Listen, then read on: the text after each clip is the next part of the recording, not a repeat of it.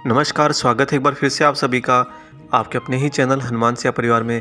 आशा करते हैं दोस्तों प्रभु श्री हनुमान जी और परम पूज्य बाबा नीम करोली महाराज जी आप सभी भक्तों पर असीम कृपा सदैव बनाए रखें। बाबा नीम करोली महाराज जी की भक्ति से न सिर्फ हमारी कठिनाइयों से हम बाहर आ पाते हैं, हमारा मार्गदर्शन होता है, अपितु हमें साथ ही एक अद्भुत से आनंद की अनुभूति भी हर पल होती रहती है। हमारा चित्त, हमारा मन आनंद के हिचकोले खाता रहता है और हमें सुंदरता के सिवाय कुछ दिखता ही नहीं है। धीरे धीरे बाबा महाराज जब अपना पूर्ण स्थान हमारे हृदय में विराजने लगते हैं, हमें भी स्वतः हर वस्तु में, हर कण कण में महाराज जी दिखाई देने लगते हैं। और बाबा का यह सर्वव्यापक स्वरूप बहुत ही अलौकिक है, बहुत ही अद्भुत है। यहाँ पर कुछ लोगों को ये प्रश्न होगा कि अगर महाराज जी को हम कण कण में देखेंगे तो फिर ईश्वर कौन है। दोस्तों, यहाँ पर सच्चे गुरु का भाव समझना अति आवश्यक है। जब कभी आपको आपकी चेतना को जागृत करने वाले परम अलौकिक गुरु का सानिध्य मिलता है तो वह गुरु कोई और नहीं होते हैं, वह वही ईश्वर होते हैं। वह आपको इस भौतिक जगत की, इस जीवन की, जन्म मरण की पूरी यात्रा करवाकर अपने ही नज़दीक लेकर जाते हैं। आपको एक दूसरे बहुत ही आसान से उदाहरण से समझाते हैं। मान लीजिए कि आप दिल्ली से काठगोदाम के लिए बस से जा रहे हो और उस बस के अंदर कोई नहीं हो, सिर्फ आप अकेले बैठे हों, तो आपको आपका मार्ग पता है, आपको आपकी मंजिल भी पता है कि आपको काठगोदाम पहुंचना है। परंतु वो जो 7-8 घंटे होंगे, आप उन 8 घंटों के अंदर कम से कम 8 महीनों का दुख, मायूसी, अफसोस यह जी कर जाएंगे। ये इसलिए क्योंकि आप जब अकेले होंगे तो शुरुआत में तो आपको सफ़र की उत्सुकता होगी और धीमे धीमे जब उत्सुकता क्षीण होने लगेगी तो आपको आपका ही अकेलापन, या फिर यूँ कहिए कि आपके विचारों का अंतर्मन में उठता द्वंद्व आपको परेशान करने लगेगा और फिर वह सफ़र आपका सुहावना नहीं होगा। अब अगर उसी बस के अंदर कोई एक भी यात्री हो और वह आपसे पूर्णतः अनजान हो, तो जो सफ़र आगे बढ़ेगा, अगले कुछ मिनटों बाद आप दोनों में हल्की फुल्की बातचीत शुरू हो जाएगी और धीरे धीरे घनिष्ठता बढ़ती जाएगी। अगर ज्ञात हुआ कि वह दूसरा सहयात्री भी काठगोदाम ही जा रहा है, यानी कि आपके ही गंतव्य स्थान की ओर जा रहा है, तो आप में घनिष्ठता थोड़ा जोर पकड़ लेगी। आप लोग न सिर्फ वैचारिक रूप से एक दूसरे के सहयोगी बन जाओगे, अपितु कुछ खाने पीने का सामान होगा तो वह भी आप साझा करोगे। ऐसा करते करते आपका सफ़र बहुत ही सुहावने तरीके से कट जाएगा। तो ये जो दूसरा साथी होता है, ये साथी वही मंजिल तय करती है जिस मंजिल पर आपको जाना होता है। अर्थात जब आप आध्यात्मिक राह पर चलते हैं तो आप जिन ईश्वर को चाहते हैं, जिन तक आपको पहुंचना होता है, वही ईश्वर अपने स्वरूप को गुरु माध्यम में आपके सफ़र के मध्य में, मध्य से पहले या मध्य के बाद में उस समय प्रस्तुत कर देते हैं जिस समय उन्हें लगे कि आपका सफ़र में कहीं ना कहीं आपको कोई ना कोई कठिनाई आ रही है। और वही गुरु भाव आपके सफ़र को सुहावना करते हुए आपको अपने ही ईश्वरीय स्वरूप में विलीन करा देता है। यही एक अलौकिक गुरु का गुरु भाव होता है। इसलिए जब आप महाराज जी को कण कण में व्याप्त देखेंगे तो आप स्वतः अपने ही ईश्वर को देख रहे हैं, इसमें कोई अंतर नहीं है। और सामने से महाराज जी यह कहते हैं कि मैं तो अपने भक्त का छोटे से छोटा काम भी कर देता हूँ। मतलब बाबा आपके किसी भी कर्म में कोई भेद नहीं करते। आप जो कर्म इस शरीर से, इस धरती पर, इस जन्म में कर रहे हैं वह विधि का विधान है, इसलिए महाराज जी को उससे ज़रा भी हस्तक्षेप नहीं है। और अगर आपके जीवन का संकट बहुत बड़ा है, जैसा कि मृत्यु का संकट या बहुत बड़े अभाव का संकट या किसी धर्म युद्ध का संकट, किसी रिश्ते का संकट, तो महाराज जी वहाँ पर पूरा प्रकृति को बदल देते हैं, लोगों का मन बदल देते हैं, घटनाओं को रूपांतरित कर देते हैं और अगर आवश्यकता पड़े तो परिणाम ही बदल देते हैं। क्योंकि महाराज जी अपने भक्त के इतना वश में हो जाते हैं कि उसके सारे प्रयत्नों की सारी डोर अपने नियंत्रण में ले लेते हैं। परंतु दोस्तों, यह तब संभव हो पाता है जब हम मनुष्य इस योग्यता में हों कि हम हमारी डोर उन्हें पूर्ण रूप से दे सकें।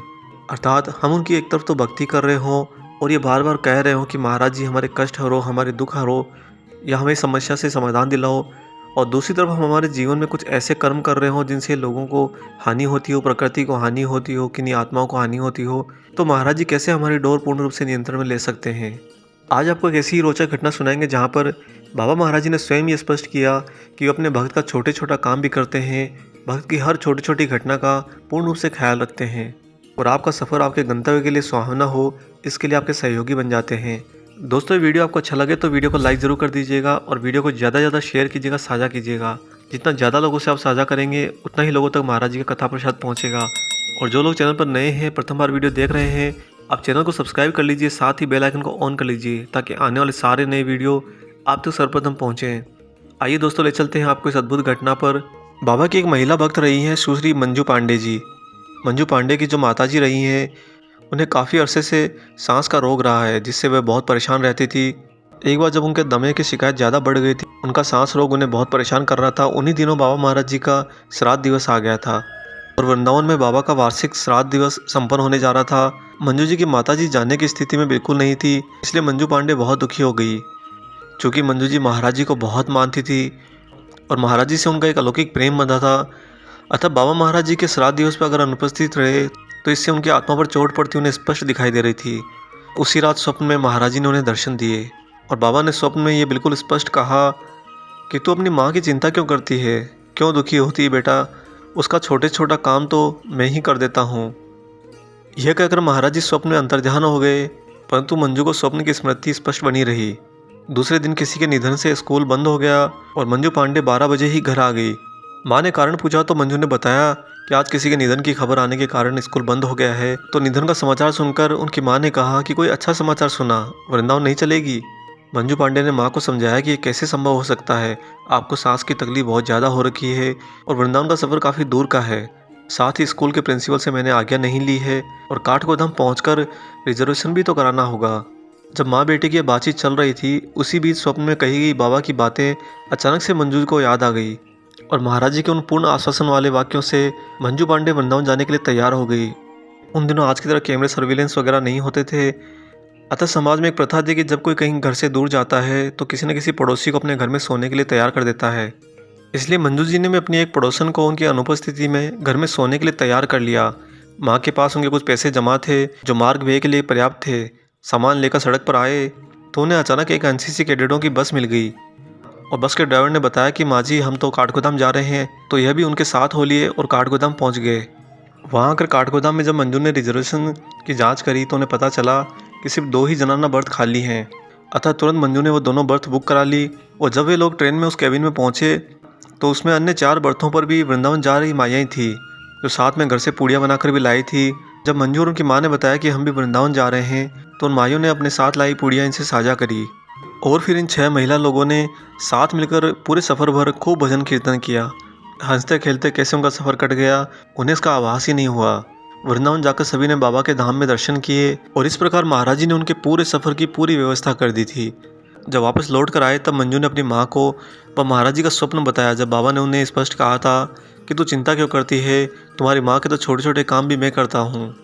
तो देखा दोस्तों आपने कैसे महाराज जी अपने भक्त के लिए हर सफ़र को सुगम और सुहावना बना देते हैं। आगे से आगे महाराज जी ना सिर्फ घटनाएं रचते हैं, अभी तो आपकी सेवा में मनुष्यों को भी प्रबंधित कर देते हैं। यही महाराज जी की अलौकिकता और सर्वव्यापकता है कि बाबा महाराज इतने ज़्यादा प्रकृतिमय हैं कि आप जिन घटनाओं की, जिन परिस्थितियों की कल्पना भी नहीं कर सकते, वह सब महाराज जी पहले से रच के बैठे होते हैं। अतः महाराज जी के प्रेम में निरंतर डूबे रहिए। आशा करता है दोस्तों आज का वीडियो आपको पसंद आया हो। वीडियो अगर अच्छा लगा है तो वीडियो को ज़्यादा से ज़्यादा लाइक ज़रूर कर दीजिएगा और जो लोग चैनल पर नए हैं वो चैनल को सब्सक्राइब अवश्य कर लीजिए। मिलेंगे बहुत जल्दी ही एक और ऐसे शुभ अंक के साथ। तब तक अपना और अपने माता पिता का संपूर्ण ख्याल रखिए और परम प्रभु श्री राम जी का निरंतर गुणगान करते हुए बाबा हनुमान और बाबा नीम करोड़ी महाराज जी की निस्वार्थ होकर सेवा करते रहिए। जय सिया राम।